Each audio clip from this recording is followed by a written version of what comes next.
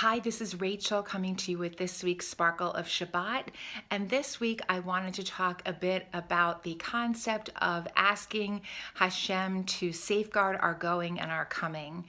There's been a lot of snow and bad weather this week in the DC area, and I know around the country in different areas, and I get very nervous with my husband and my son commuting and driving around in the bad weather. It makes me really nervous, whether it's rain or snow or just a long drive, makes me nervous. And in my studies, I have learned that there are prayers that we can say to ask Hashem for the safeguarding of our going and coming. And I will also ask for it for Adam, for Seth, for family and friends if I know that they have a long journey or even just a journey outside of their home area.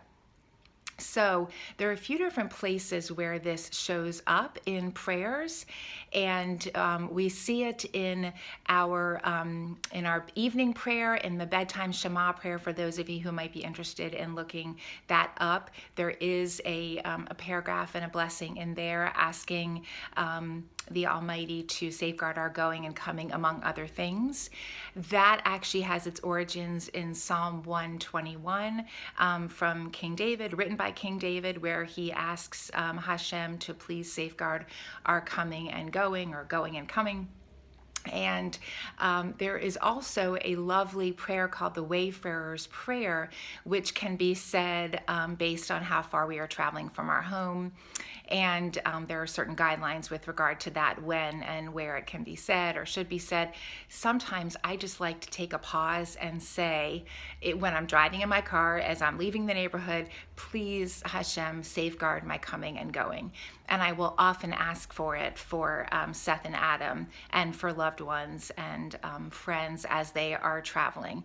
And I will literally just say, safeguard their coming and going, because that's the part that I can remember the easiest. But I find it tremendously comforting that there is something that that we can do to ask for that safety.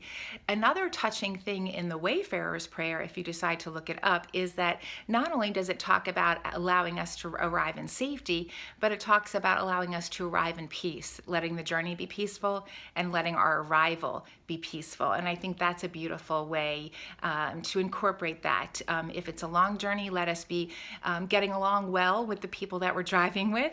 And when we arrive, let us get along in peace with those that we are visiting or working with, or what have you.